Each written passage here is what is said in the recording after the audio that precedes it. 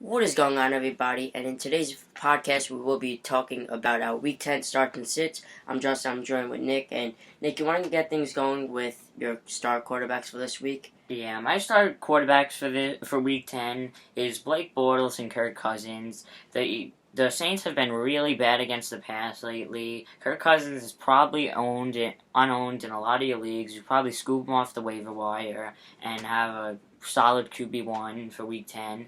And Blake Bortles, he's going up against one of the worst passing secondaries in the league, and he's been great as of lately.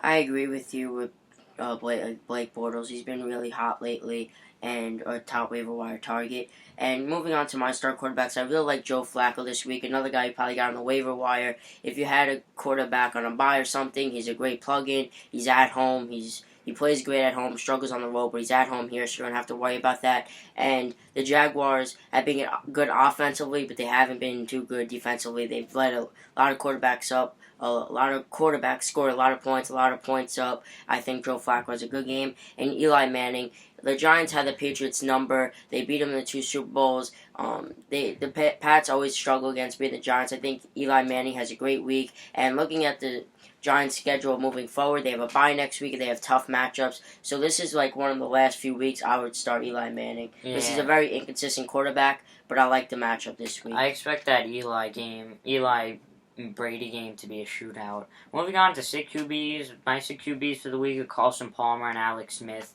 Coming off the bye, expect Seattle defense to be top notch, especially when they're at home. You probably might not be able to sit Palmer, but you definitely have to temper expectations from this week. My second sick QB is Alex Smith. I know the Broncos don't have Talib, but still the Broncos secondary is still very strong, and I don't expect big production out of Alex Smith this week.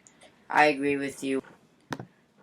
Moving on to my sick quarterbacks, I don't like Russell Wilson this week going up against Seattle. Tough matchup against Arizona, and Russell Wilson really, Jimmy Graham their chemistry hasn't been too hot lately, and we know that Russell Wilson hasn't been a great quarterback in fantasy-wise this season, and tough matchup, I would sit him. And Marcus Mariota, coming off an injury, tough matchup against the Panthers, I would keep him on the bench and play somebody like Flacco over him this week. Yeah, Russell Wilson's been very inconsistent throughout the season. Cardinals D is very good, just like the Seahawks. Moving on to the running backs. And Kendall Wright is out. Moving on to the start running backs, I have D'Angelo Williams for this week and James Starks. James Starks was just recently named the number 1 over Eddie Lacy, who's really been struggling. I like his matchup against the Lions this week, and I expect him to put up RB2 numbers.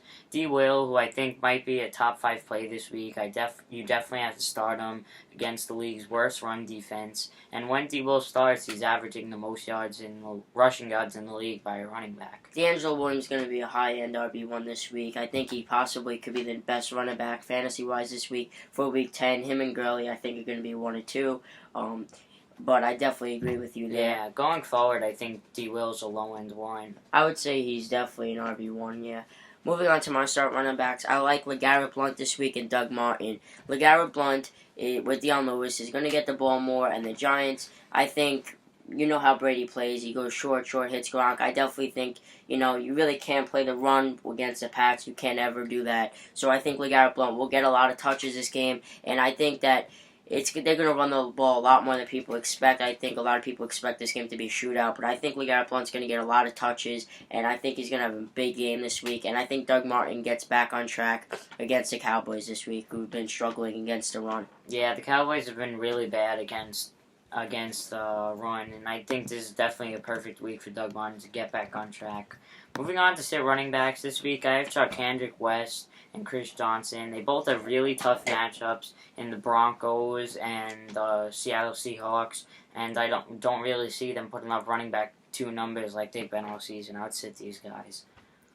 Moving on to my sit running backs, I don't like Jeremy Langford this week. He has a tough matchup against St. Louis. Even though he had a good week, I would sit him. You probably didn't have to start this guy. He was a great waiver wire pickup last week, but I would hold him on the bench this week.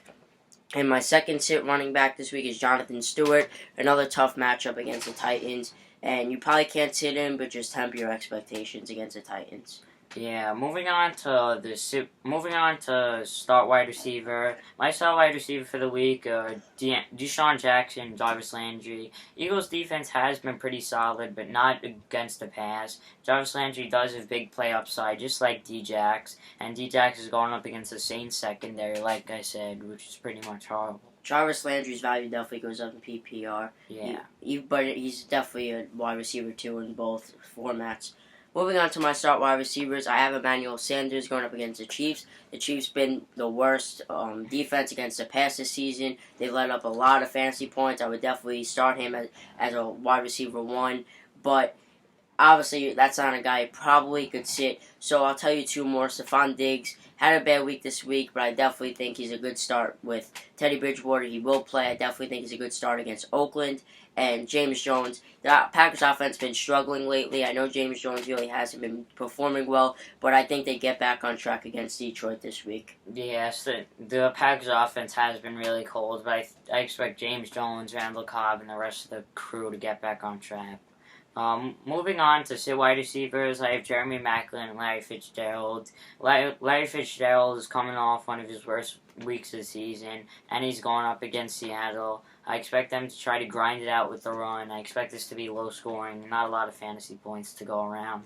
And then I have Jeremy Maclin. He was recently injured, and even though they don't have Talib, like I said, they're still a very strong secondary. They're definitely strong, and Travis Kelce is another guy you should lower your expectations for this week.